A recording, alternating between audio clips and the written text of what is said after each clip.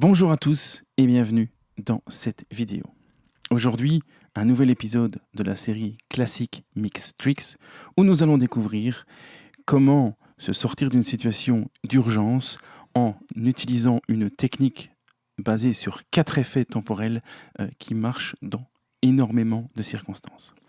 Imaginez-vous donc, vous devez faire un mix très rapidement, vous venez de sortir du studio, les musiciens sont impatients et veulent avoir une mise à plat qui sonne déjà super bien, ou vous arrivez à un concert et vous apprenez qu'en plus du groupe que vous devez sonoriser un groupe que vous ne connaissez ni d'Ève ni d'Adam.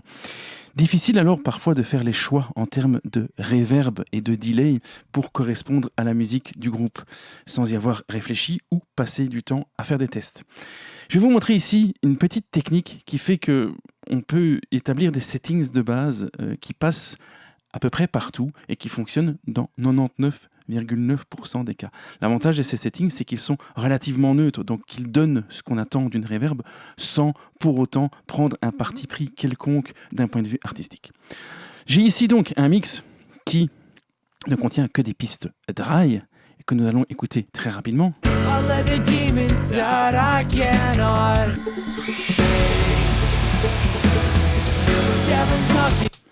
Voilà, la balance c'est pas trop mal, mais effectivement tout est en 2 dimensions car il n'y a aucune reverb. Je vais donc ici rapidement créer 4 bus auxiliaires, 4 pistes, appelez ça comme vous voulez, chaque DAW peut être un petit peu différent à ce niveau. Donc j'ajoute 4 pistes qui ne contiennent pas de contenu audio et qui vont servir de réceptacle à d'autres entrées en provenance des pistes. Sur la première piste, je vais placer un delay. Alors, comment je vais régler ce delay ? Eh bien, en 100% wet, je ne vais pas le caler sur un décalage musical parce que je ne connais peut-être pas le tempo de la ou des chansons que je vais devoir mixer. Je vais juste ici mettre 200 millisecondes. Je vais mettre un tout petit feedback, très léger. Voilà. Je vais filtrer le haut du spectre à 9000 Hz et le bas du spectre à 3000 Hz afin de m'assurer que mon delay ne soit pas trop calqué sur le signal original. Et je vais réduire la sortie de mon delay de 6 dB. J'aurais pu le réduire également ici. Je vais mettre mon delay en mode on. Notez que le fader est pour l'instant à moins l'infini. Alors, je vais charger une Reverb Room, peu importe le plugin de reverb. Le but ici, c'est justement d'aller vite et de ne pas se préoccuper de tel ou tel type de reverb. Donc, prenez le premier plugin ou le premier module de reverb qui vous sied, ce sera très bien. On va prendre un preset de type Medium Room et on va caler le pré-delay à 20 millisecondes à peu près et le decay à 600 millisecondes, soit 0,6 dans notre cas ici. Et on ne va pas se préoccuper de tous les autres paramètres, c'est pas l'important. J'active donc ma Reverb Room. J'ai une Reverb Plate. Également, je cherche n'importe quel plugin qui a la possibilité de me donner des plates. Je vais choisir ici un preset, par exemple, plate, drum plate, voilà. Je vais mettre le decay, et bien ça tombe bien, à 1,2 millisecondes et le pré-delay également à 20 millisecondes. Je ne me préoccupe toujours pas des autres paramètres de la reverb, le but est donc d'aller vite. Et sur la dernière piste que j'ai baptisée Hall, je vais placer, bien comme vous l'avez compris, un preset de Reverb Hall, par exemple ici Large Hall. Je vais mettre le decay autour de 1800, donc de 1,8 millisecondes, quelque chose comme ceci, et le pré-delay également autour de 20 millisecondes. Voilà qui est fait. Je vais maintenant prendre mes 3 pistes, ou ma piste en tout cas, s'il n'y en a qu'une seule, de lead vocal, et je vais les envoyer dans mon delay. Je vais prendre toutes les pistes sauf la batterie et la lead vocals, et je vais les envoyer dans le bus Hall. Notez que l'envoi est à 0 dB, il n'y a pas besoin de se poser plus de questions. Je vais prendre toutes mes pistes de batterie, et je vais les envoyer, elles, dans le bus de drums plate, voilà qui est fait.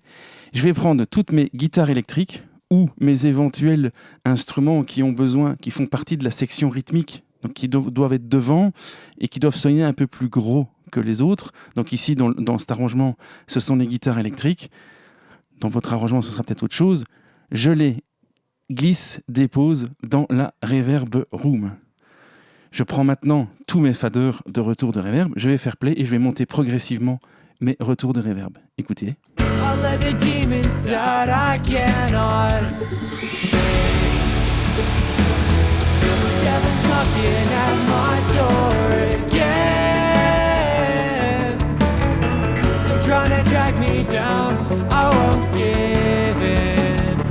Alors ce que je peux faire également, c'est envoyer le delay dans la Reverb Hall pour lui donner un peu plus d'ampleur.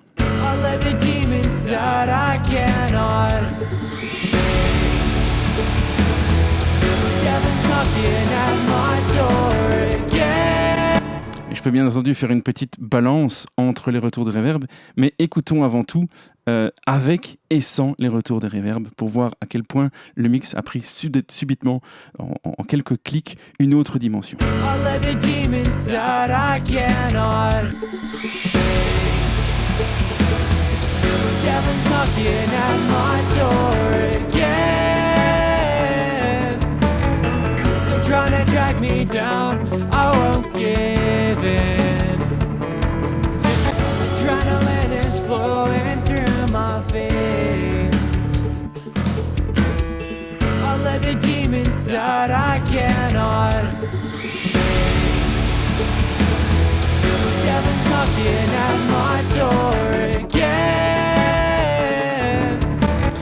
L'avantage de ces settings, vous voyez, eh bien, c'est qu'on ajoute directement énormément de profondeur et de taille au mix, sans perturber la balance, ni la couleur, ni l'intégrité artistique de l'ensemble, oserais-je dire. En fait, il me suffit simplement de balancer ces 4 faders pour donner la dimension que je souhaite. Si on veut une dimension plus intimiste, je les réduirai.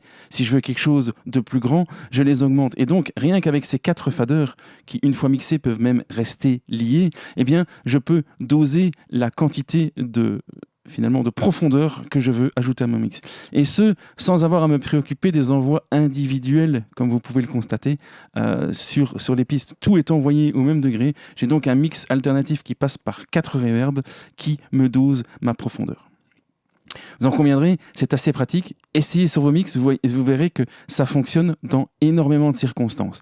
La seule petite chose qu'il est à noter et qu'il faut savoir, c'est que si vous mixez des titres avec un tempo très rapide, et notamment lorsque la batterie et les musiciens envoient beaucoup de notes à la minute, les éventuelles longueurs de reverb ici, et notamment la hall et la plate, la room peut rester ainsi, mais la plate et la hall, eh bien, peuvent être raccourcies en proportion. Donc si vraiment le tempo est très rapide, si vous avez mixé un groupe de punk à roulette qui fait du 200 BPM ou un groupe de métal qui joue dans les extrêmes, eh bien, vous pouvez descendre par exemple le decay à 600, donc le diviser par 2, et également descendre le decay de la large hall et le descendre à 900, donc vous divisez les éventuelles valeurs par 2 ou un intermédiaire. Donc je vais revenir ici à 1,20 millisecondes et on va se quitter en écoutant une fois de plus avec et sans,